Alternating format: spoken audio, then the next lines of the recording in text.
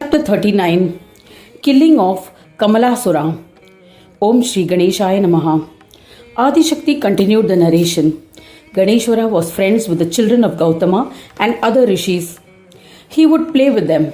Even if the children teased him or fought with him, he would take it as a friendly gesture and tolerate it happily. Those ascetics who had earlier worshipped the Lord with devotion as a friend had now taken birth as a Muni's son to serve him. The eternal Vishnu had taken birth as Muni Kashyapa's son, Mayura. To serve Ganesha, he engaged in a fight with Ganapa and exhibited his prowess in battle. At the behest of his mother, Vinata, he accepted defeat and offered pranams to him. He extolled the Lord and asked him for a boon. Grant that your name will be prefixed by Mayura, and let the name be associated with being Siddhi bestowing.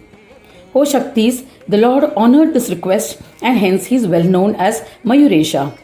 He also served Vignapa as his vehicle. Once, the sons of the Brahmins drowned him in the river. The daughters of Nagas were infatuated when they saw him and took him to Patal Loka. Earlier, some Brahmin women who were aware of the glory of Ganesha had undertaken rigorous penance by chanting the Ganesh mantra to be blessed with Ganesha as their husband. As a result of these austerities, they were born as the daughters of Nagas. The chief Nagas like Sesha, Vasuki and others nurtured them with great affection. They were looking for an appropriate groom for the maidens. They prayed to chief of Nagas, O Maharaj, we have all been married to Ganesha in our minds and worship him as our husband. We do not desire any other weakling as a husband. Sesha and other fathers tried to reason with them, saying, Dear daughters, why such stubbornness? Brahmadipati Ganesha lives in Swanandaloka. How can he be your husband? Forsake your pride and accept someone appropriate as your husband. The maiden sulked and said, O revered elders, if such is the case, we refuse to be married. They were blessed with the darshan of Mayuresha in the waters due to the merits earned from their previous penance. The Naga daughters recognized Mayuresh as Gananayaka. Narada had told them that Gananatha had been born as Shiva's son.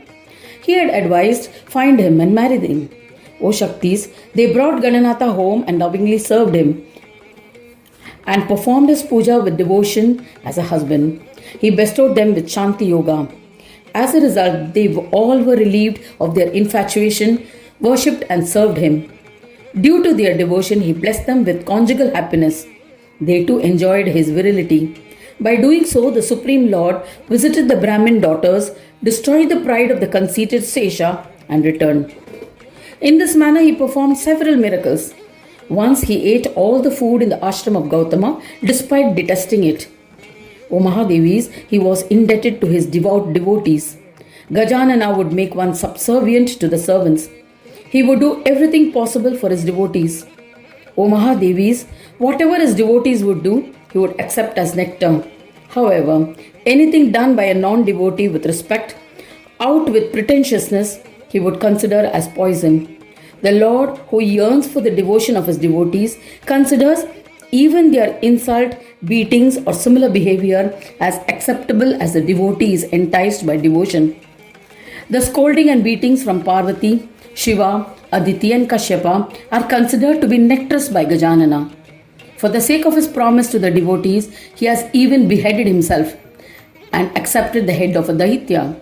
He incarnated out of the dirt on the body of Parvati. The destroyer of infatuations, Gananayaka, has become enticed by devotion and performed disagreeable deeds like an ordinary human. Thereafter, Gautama and other rishis, enticed by Ganesha's Maya, approached Shankara and said, O Shambhu, take Mayuresha someplace else. We do not want him here. We are harassed by the Daityas who come here frequently because of your son. Daily different Daityas come here assuming various forms and attack Mayuresh. Mayuresh kills them instantly. The dying Daityas revert to their original form. The size of the bodies of the Daityas increases to 10, 12, 25 and even 30 yojanas. The gigantic bodies fall to the ground, crushing our homes, ashrams, trees and vines. What are we to do? Therefore, along with your son, please go elsewhere. where these giants can be accommodated.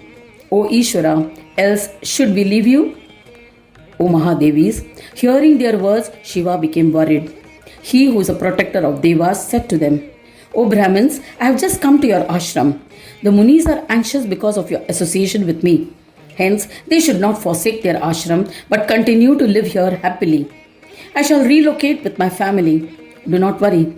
Mayuresh is attacked daily by Daityas and he kills the powerful attackers. O Maharshis, I have only one request.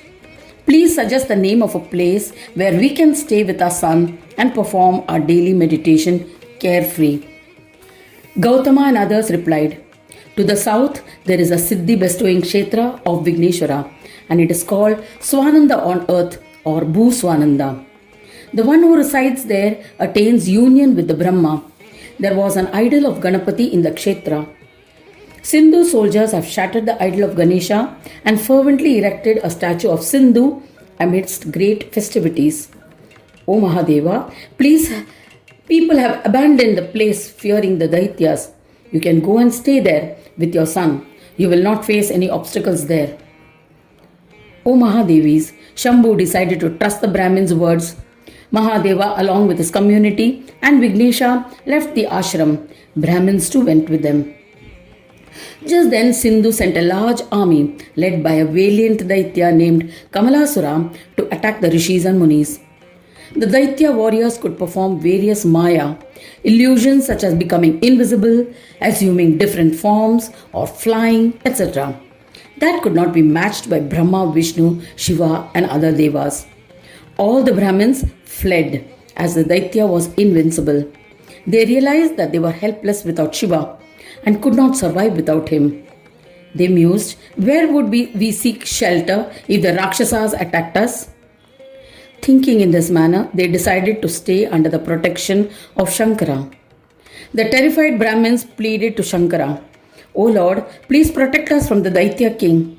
Stay here with Mayuresha, or else we, your devotees, will be killed.